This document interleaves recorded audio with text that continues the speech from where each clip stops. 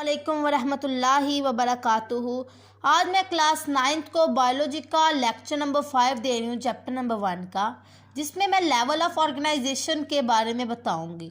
पहले मैं बताती हूँ कि लेवल्स होते क्या हैं। कहते हैं ना कि किसी भी स्टेप मतलब किसी भी हम लोग काम को करने में जो स्टेप इन्वॉल्व होते हैं, किसी भी काम को करने में जो स्टेप्स इन्वॉल्व होते हैं उनको हम लोग कहते हैं लेवल्स। ठीक है, इसको हम लोग इसको ये भी कह सकते हैं कि स्टेप्स। ठीक है, उसके बाद हम लोग देखेंगे बायोलॉजी में क्या स्टेप्स हैं जो हम लोग लेवल्स को स्टडी करने की ज़रूरत पड़ गई है हमें इस चैप्टर में। बायोलॉजिस्ट ने जो बायोलॉजिकल ऑर्गेनाइजेशन है ना उसको डिफरेंट लेवल्स में कैटेगराइज किया, जिनमें सबसे पहला और मेन लेवल होता है, ये कहते हैं ना सब atomic and atomic part level. Atomic हमें पता है कि एक एलिमेंट है, जो एलिमेंट है वो किससे मिलके बना होता है, एक एटम्स से मिलके बना होता है। ठीक है, और एटम्स किससे मिलके बना होता है, इलेक्ट्रॉन, प्रोटॉन, न्यूट्रॉन। ठीक है, ये इससे मिलके बने होते हैं। ठीक है, उसके बाद उन्होंने बोला है कि ये क्या होता है कि सब एटॉमिक पार्टिकल्स जो होते हैं एटम्स जो होते हैं वो सब atomic particle electron, proton, neutron से मिलके बने होते हैं, और ये पूरा एक मिलके एक एटम बनाते हैं जब सब एटॉमिक पार्टिकल। नेक्स्ट आ जाता है मोलेक्यूलर लेवल या मॉलिक्यूलर लेवल भी आप इसको कह सकते हो। मोलेक्यूलर लेवल में क्या होता है कि जो सब एटॉमिक पार्टिकल्स जो हम कह रहे हैं कि जो एटम है वो कंबाइन करते हैं। कहते हैं कि 2 डिफरेंट एटम्स या 2 से ज़्यादा भी हो सकते हैं, 2 और मोर देन 2 एटम्स जब एक दूसरे के साथ कंबाइन करते हैं तो वो एक मॉलिक्यूल बनाते हैं। इसको हम लोग क्या कहते हैं, इसको हम मॉलिक्यूलर लेवल कहते हैं। जैसे कि हम लोग कह सकते हैं कि ये सिंगल एक एटम है, जैसे कि हम लोग कह सकते हैं हीलियम की एग्जांपल, जैसे कि सिंगल है ना, ये एक सिंगल है। Okay, this is an not an atom. Okay, this अगर हम इस पे देखें NH4, ये क्या है, ये एक कंबाइन हुआ है ना, 2 एलिमेंट्स हैं, 2 डिफरेंट एलिमेंट, एक नाइट्रोजन है और 4 जो है ना हाइड्रोजन है, ये कंबाइन हुए हैं और क्या बनाया, मॉलिक्यूल बना दिया ने। ठीक है, देन हम लोग कह सकते हैं कि ये मॉलिक्यूलर भी हो सकता है, और हम हाइड्रोजन की एग्जांपल भी दे सकते हैं। हाइड्रोजन 2 एटम्स कंबाइन किए हाइड्रोजन के और उन्होंने क्या बनाया, मॉलिक्यूल बना दिया हाइड्रोजन का। देन हम लोग कह सकते हैं कि सेल लेवल क्या होता है, ये थर्ड कैटेगरी है किसकी, बायोलॉजिकल ऑर्गेनाइजेशन की, लेवल ऑफ बायोलॉजिकल ऑर्गेनाइजेशन की। इसमें क्या कहते हैं कि डिफरेंट मॉलिक्यूल्स कंबाइन करते हैं, वो क्या बनाते हैं, सेल। जैसा कि हम लोग जानते हैं कि जो सेल होता है वो यूनिट होता है लाइफ का। सेल के ऊपर पूरी लाइफ जो होती है, पूरी इंसान की बॉडी है वो बेस कार्य होती है। यहाँ तक हो गया सेल लेवल। और अगर यही सेल अगर नेक्स्ट हम टिश्यू लेवल पे आ जाते हैं, जब डिफरेंट सेल्स कंबाइन करते हैं और सिमिलर फंक्शन परफॉर्म करते हैं और वो एक ग्रुप बनाते हैं, उसको हम टिश्यू लेवल कहते हैं, मतलब टिश्यू कहते हैं। जब डिफरेंट जो सेल्स हैं जिनका फंक्शन एक ही होता है वो मिलते हैं और वो कंबाइन होते हैं और वो क्या बनाते हैं, टिश्यू बना देते हैं। ओके, उसके बाद हम लोग कह देते हैं ऑर्गन। जब इसी तरह सिमिलरली जब डिफरेंट ऑर्गन टिश्यूज़ मिलते हैं वो ऑर्गन बना देते हैं। सिमिलरली ऑर्गन जब मिलते हैं तो वो ऑर्गन सिस्टम बना देते हैं। इसी तरह ऑर्गन सिस्टम जब मिलते हैं तो इंडिविजुअल बना देते हैं। इसी तरह आप लोगों की बुक्स में पॉपुलेशन भी है, कम्युनिटी भी है, ये भी आगे से आ जाती हैं, मगर ये हम लोग नेक्स्ट टॉपिक में स्टडी करेंगे। ठीक है, नेक्स्ट लेक्चर में। अभी मैं आप लोगों को सब एटॉमिक पार्टिकल्स के बारे में बताती हूँ कि सब एटॉमिक पार्टिकल को मैं डिटेल में अब बता रही हूँ कि सब एटॉमिक पार्टिकल होते क्या हैं। कहते हैं कि all the type of matter are made up of elements. जो हर एक मैटर है, मैटर पहली बात बताएंगे कि ये मैटर क्या होता है बच्चों के दिमाग में, कि मैटर क्या होता है। ये तो हम लोगों ने 9th में इसकी डेफिनेशन पढ़ी है डिटेल में।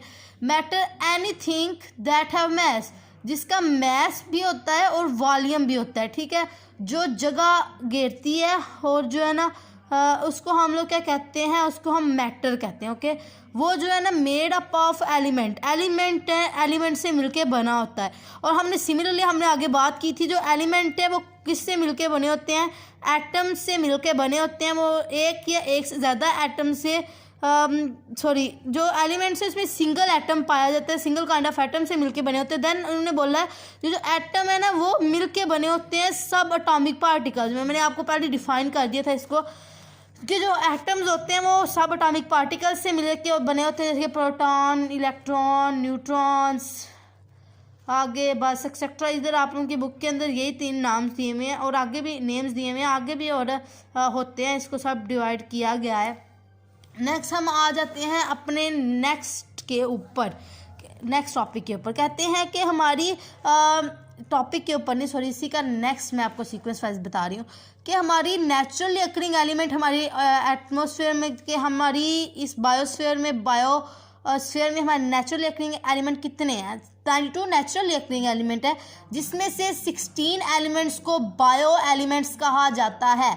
फर्स्ट ऑफ ऑल, बायो का मतलब ही क्या होता है? लाइफ। बायो किससे रिलेट कर रहा होता है? लाइफ से, ठीक है। तो बायो एलिमेंट्स कहा जाता है। क्यों कहा जाता है इनको बायो एलिमेंट्स? बिकॉज क्योंकि ये एलिमेंट है, ये ह्यूमन के बॉडी मास में अपना रोल प्ले कर रहे होते हैं। ये ह्यूमन का बॉडी मास बना रहे होते हैं। जैसे कि हम लोग ये क्या करते हैं? प्रोटोप्लाज्म बनाते हैं, ठीक है। ये क्या बनाते हैं? प्रोटोप्लाज्म बनाते हैं। नेक्स्ट हम लोग कहते हैं कि इनमें से 6 एलिमेंट्स हैं जो 99% बनाते हैं हमारी बॉडी मास का। जैसे जिसमें ऑक्सीजन आ जाता है, सबसे ज़्यादा ऑक्सीजन होती है, जिसमें 65% ऑक्सीजन पाई जाती है।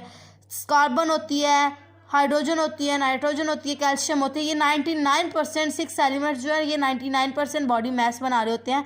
देन इन्होंने अदर एलिमेंट्स जो हैं वो इसमें आ जाते हैं। पोटेशियम आ जाता है, सल्फर आ जाता है, क्लोरीन आ जाता है, सोडियम आ जाता है, मैग्नीशियम आ जाता है, आयरन आ जाता है, कॉपर आ जाता है, मैग्नीज आ जाता है, जिंक आ जाता है और नेक्स्ट आयोडीन आ जाता है। ये जो है नेक्स्ट एलिमेंट्स है, ये भी ह्यूमन की बॉडी मास को बना रहे होते हैं।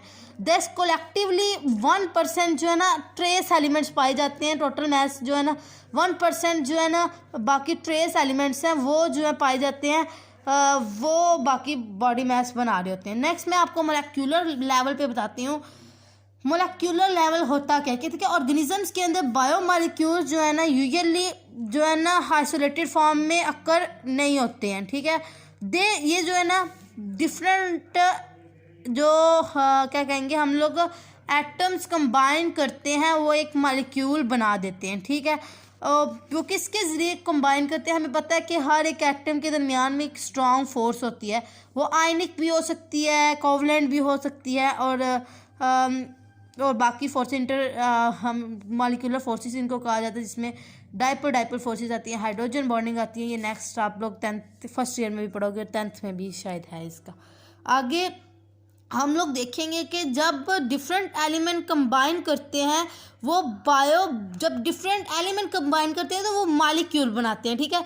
इसी तरह सिमिलरली जब डिफरेंट बायो एलिमेंट कंबाइन करेंगे तो वो बायो मॉलिक्यूल्स बनाएंगे ना। जैसे कि हमारे दिमाग में आएगा व्हाट इज़ मॉलिक्यूल। कहते हैं कि मॉलिक्यूल जो होता है वो स्मॉलेस्ट पार्ट होता है कंपाउंड का, जिसके अंदर कंपाउंड की प्रॉपर्टीज होती हैं, जो ना कंपाउंड की प्रॉपर्टीज़ को डिटेल में बता रहा होता है। अब मैं बताती हूँ कि बायोमॉलिक्यूल जो है उसकी भी 2 टाइप्स हैं। फर्दर उसको कैटेगराइज किया गया है 2 टाइप्स में, जिसमें आ जाते हैं micro molecules and macro molecule. Micro से हमें डिनोट ही कर रहा होता है, ये क्या होता है? स्मॉल। और जो मैक्रो होता है ना ये होता है लार्ज। मतलब जो होता है ना माइक्रो मॉलिक्यूल्स, इसका जो मोलेक्यूलर वेट होता है ना वो ज़्यादा होता है। जैसे कि हमारे पास आ जाता है वाटर, कार्बन डाइऑक्साइड, इनका मोलेक्यूलर वेट जो होता है वो कम होता है, ठीक है। सॉरी, हाँ मैंने आगे शायद ज़्यादा बोला है।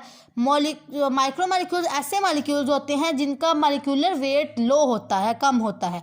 सिमिलरली मैक्रो मॉलिक्यूल्स क्या होते हैं? वो मॉलिक्यूल्स होते हैं जिनका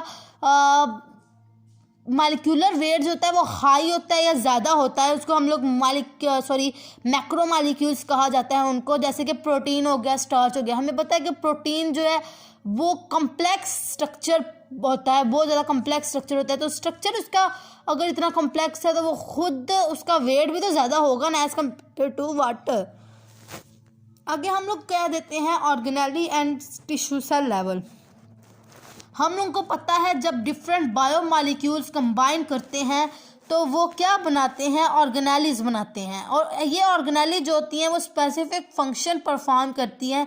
जैसे कि माइटोकॉन्ड्रिया है हमारे पास। माइटोकॉन्ड्रिया जो है वो हमें ना एनर्जी प्रोवाइड कर रहा होता है। इसको पावर हाउस ऑफ सेल भी कहा जाता है, ठीक है। उसके बाद हम लोग एक और होती है क्या उसको कहते हैं, राइबोसोम। राइबोसोम जो होती है ना वो प्रोटीन की साइंथेसिस करवा रही होती है। जो राइबोसोम होती है वो क्या कर रही होती है, प्रोटीन फॉर्मेशन कह लो, ठीक है। इसी तरह जब डिफरेंट ऑर्गेनेलिस जो है, जब ऑर्गेनेलिस कंबाइन होती हैं तो वो क्या बनाती हैं, वो बनाती हैं एक सेल। और हमें पता है कि जो सेल होता है वो यूनिट होता है लाइफ का। सेल के ऊपर पूरी लाइफ जो होती है ना ह्यूमन की, वो जो है ना बेस कार्य होती है, इसको हम लोग सेल कहते हैं, ठीक है। उसके बाद टिश्यू लेवल पे आ जाते हैं। टिश्यू लेवल होता क्या है, टिश्यू लेवल जब इन मल्टी सेलुलर ऑर्गेनिजम्स के अंदर, not in unicellular, multi cellular organisms के अंदर जो सिमिलर सेल्स हैं वो ऑर्गेनाइज होते हैं ग्रुप्स की फॉर्म में और वो टिश्यू बनाते हैं। और कहते हैं कि जो टिश्यू होता है वो स्पेसिफिक होता है अपने फंक्शन को परफॉर्म करने के लिए। प्लांट टिश्यू होता है जैसे कि एपिडर्मल टिश्यू हो गया, एपिडर्मल टिश्यू हो गया, और हमारे पास ग्राउंड टिश्यू हो गया जो हमारी ज़मीन में पाया जाता है। और एनिमल टिश्यू की अगर हम बात करें तो एनिमल टिश्यू में हमारे पास नर्वस टिश्यू आ जाता है और मस्कुलर टिश्यू आ जाता है। मस्कुलर टिश्यू जो है वो हमारी मसल्स में प्रेजेंट होगा, क्योंकि इसका नाम ही इंडिकेट कर रहा है कि ये मसल्स में प्रेजेंट होगा। और सिमिलरली जो नर्वस टिश्यू होता है ये हमारे ब्रेन में प्रेजेंट होगा।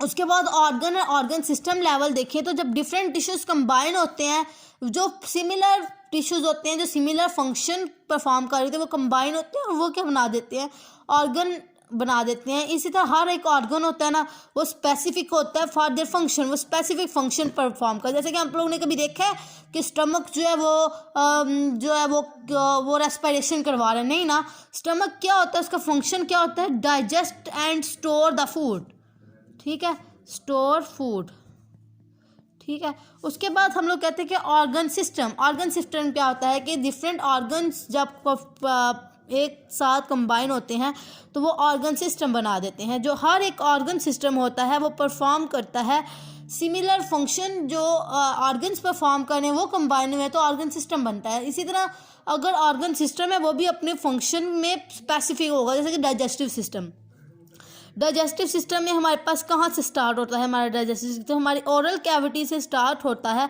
और ये हमारे स्टमक भी आता है, इसमें small intestine, large intestine, oral cavity आती है और हमारे इधर फूड पाइप आता है जिसको हम ऑस्फेगस कहते हैं। उसके बाद पैंक्रियाज आ जाता है, लिवर आ जाता है, ये सारे किसमें आते हैं, डाइजेस्टिव सिस्टम के अंदर। नेक्स्ट हम इंडिविजुअल लेवल कहते हैं। इंडिविजुअल एक पूरा बना बनाया बंदा, ठीक है, जो पूरा एक बंदा है वो कैसे बनता है, वो कैसे बनता है जब डिफरेंट सेल्स, टिश्यू और डिफरेंट ऑर्गन सिस्टम्स, ऑर्गन्स एक रेगुलर पैटर्न में आते हैं और डिफरेंट ऑर्गन सिस्टम कंबाइन होते हैं, ऑर्गन और ऑर्गन सिस्टम कंबाइन होते हैं, वो किसको बनाते हैं, इंडिविजुअल लेवल को। पहले मैं आप ये हो गया आज का हमारा लेक्चर और मैं आप लोगों को इसमें से इंपॉर्टेंट क्वेश्चंस बता देती हूँ कौन कौन से हैं। फर्स्ट ऑफ ऑल तो ये एक बहुत इंपॉर्टेंट लॉन्ग क्वेश्चन है 5 मार्क्स का, ठीक है, ये लॉन्ग क्वेश्चन है, ठीक है। उसके बाद हम लोग बताती हूँ, मैं आप लोगों को ये बताती हूँ कि ये जो है इसमें से सब एटॉमिक और एटॉमिक पार्टिकल्स नहीं आता, शॉर्ट में ये नहीं आता, और इसकी कंपोजिशन जो है ये आ जाती होती है पेपर में। और ये वाला एमसीक्यूज आता है कि 92 एलिमेंट्स है, 16 एलिमेंट्स, ये वाला एमसीक्यूज आता है। उसके बाद मॉलिक्यूलर लेवल में हमारे पास आ जाते हैं difference between micro molecules and macro molecules. Micro molecule और मैक्रो मॉलिक्यूल में डिफरेंस आ जाता है कि और ये बहुत इंपॉर्टेंट शॉर्ट क्वेश्चन है, 2 नंबर का मस्ट आना होता है पेपर के अंदर। और ऑर्गेनेली लेवल जो है, ऑर्गेनेली और सेल लेवल, और सेल लेवल बहुत इंपॉर्टेंट है। सेल आता है कि सेल होता क्या है, सेल लेवल को डिफाइन करे, या फिर प्रोटीन और राइबोसोम और माइटोकॉन्ड्रिया का फंक्शन आ जाता होता है। उसके बाद हमारे पास टिश्यू लेवल है। टिश्यू लेवल में एज सच कोई इंपॉर्टेंट नहीं है, मगर आपको लॉन्ग याद करना है तो ये आपको याद करना पड़ेगा। और हमारे पास एनिमल टिश्यू, ये टिश्यू के नाम पूछ सकते हैं, प्लांट टिश्यू और एनिमल टिश्यू के नाम बता दें, ये भी आ सकते हैं शॉर्ट क्वेश्चन। एग्जामिनर बनाने में तो कुछ भी बना सकता है, उसकी मर्जी होती है, उस पर डिपेंड कर रहा होता है। और हम लोग कह सकते हैं ऑर्गन और ऑर्गन सिस्टम लेवल में ये एज अ सिंपल, ये ऑर्गन और organ system as a long आ सकता है, सिर्फ इधर से लेकर इधर तक। अगर बुक पे देखो तो आपका थोड़ा लॉन्ग है, ऑर्गन और ऑर्गन सिस्टम सिर्फ एज अ लॉन्ग आ सकता है 4 नंबर का। 5 का भी आ सकता है, 4 का भी आ सकता है, 5 का भी आ सकता है और 4 का भी आ सकता है, ठीक है। और ये इंटरव्यू लेवल ऐसा सच नहीं आता। ये था आज का हमारा लेक्चर। उम्मीद है कि आप लोगों को पसंद आया होगा। अगर आपको मेरा लेक्चर पसंद आए तो इसको ज़्यादा से ज़्यादा लाइक करिएगा और शेयर करिएगा और मेरे यूट्यूब चैनल को ज़्यादा से ज़्यादा सब्सक्राइब करिएगा। Thank you. अल्लाह हाफिज़।